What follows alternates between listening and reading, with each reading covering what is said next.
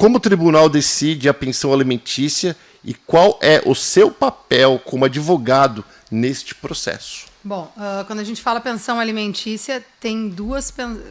Podemos estar falando de pensão alimentícia para o cônjuge e pensão alimentícia para a criança, tá? Primeira, pensão alimentícia para o cônjuge. Existem regras, né, no estado da Flórida, existem vários tipos de pensão alimentícia que a gente pode fazer 1 hora de vídeo falando de cada um dos tipos da pensão alimentícia.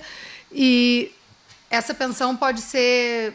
A parte pode abrir mão, né? Não é um direito adquirido, como eu estava te explicando ali. Precisa ser provada na corte. Quer dizer, tudo que eu falar pode ser acordado. Se o cara tem dinheiro e disser para a mulher, vamos nos separar, eu vou te dar 10 anos de pensão, quiser botar num acordo, vou te dar 10 anos de pensão. Às vezes vale a pena para mim ficar não quer encher no saco. E pagar, tudo pode ser acordado. Mas se as partes não entram num acordo, a primeira coisa, o cara diz, eu não vou pagar pensão para essa mulher. Ou vice-versa, porque tem marido que também está intitulado a ganhar pensão de mulher.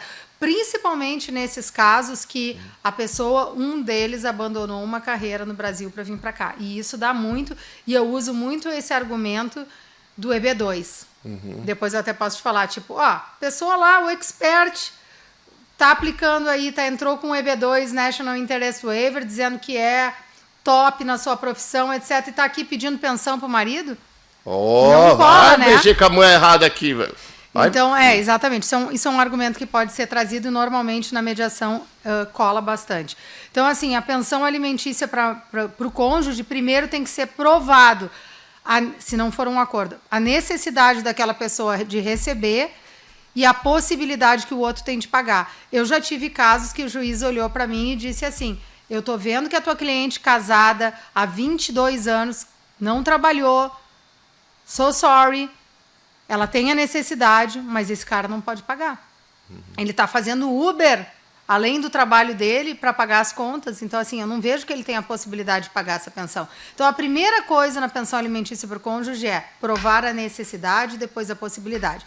Passado isso, o juiz vai dizer, bom, eu vejo a possibilidade dele pagar e a necessidade. Segundo step, o juiz vai determinar o tipo de pensão, que tem reabilitativa, durational, que é a duração por um tempo limitado, bridge the gap, que é para uma pensão temporária para passar de uma vida de casada para uma vida de solteira, etc.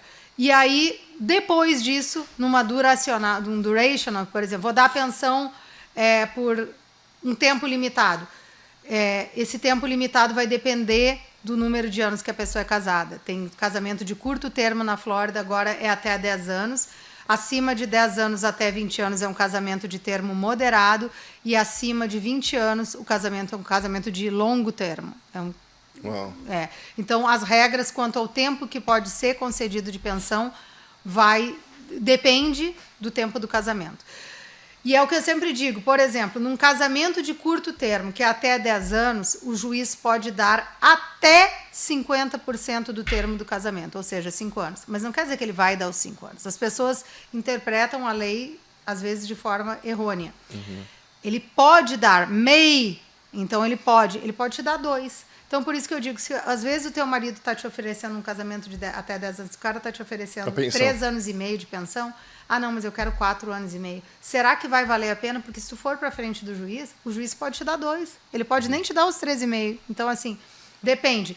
Já a pensão alimentícia, que tu tinha perguntado como é que o tribunal estabelece, para a criança, que esse é o chamado child support, essa aí ninguém pode abrir mão, não tem que se provar necessidade nem possibilidade. A lei diz que os 2 pais, tanto o pai quanto a mãe, são responsáveis pelo suporte da criança, e esse suporte vai ser determinado de acordo com a capacidade financeira de cada um. Ou seja, o cara ganha 10, a mulher ganha 2. Existe uma fórmula aqui que o cara, aquele que ganha mais, ele é obrigado a pagar mais do que aquela que ganha menos. Então, ele é proporcional à renda de cada um. Existe uma forma, existe uma tabela. Essa pensão, a mãe não pode dizer, isso me perguntam muito, eu quero só que ele me dê o divórcio, eu quero abrir mão do child support. Não posso botar num acordo que ele não vai pagar nada. Porque, assim, tem muito marido que diz, eu vou te dar o divórcio, principalmente quando a mulher quer casar e o cara tá mordido, vou te dar, mas eu não vou pagar nada nem para ti, nem para o filho. E ela fica ali, às vezes, eu não posso fazer esse milagre e dizer que um juiz vai homologar esse divórcio dela abrindo mão, porque o juiz não pode. Não é uma coisa que uma mãe pode waive o child support, porque o child support é da criança. Agora, o pai, você que está mordido, teu filho é teu filho. Exatamente. Não tem nada a ver com a tua esposa, independente de qualquer coisa, o país que ela tenha feito, que você tá pé da vida, que ela te enganou, que seja, teus filhos não te enganaram, continua sendo teu filho, e você, como um bom pai que você é, você vai dar suporte. Sim, não vem com essas conversas furadas, não. Mas não tem essa regra que as pessoas que vêm do Brasil, eles ficam muito decepcionados. Primeiro, as pessoas dizem, mas eu tenho 20 anos de casamento, eu não tenho direito adquirido. Não, direito adquirido não tem. Tem que primeiro provar, passar naquele teste da lei. E não existe essa porcentagem, 30%, 20% do salário do marido. Não é assim que funciona. É um cálculo bem diferente um do outro, né? A pensão alimentícia da esposa, esse que eu estava falando, duracional, que é por um certo período de tempo limitado, eles podem te dar até 35% da diferença entre a renda líquida do que paga e daquele que recebe.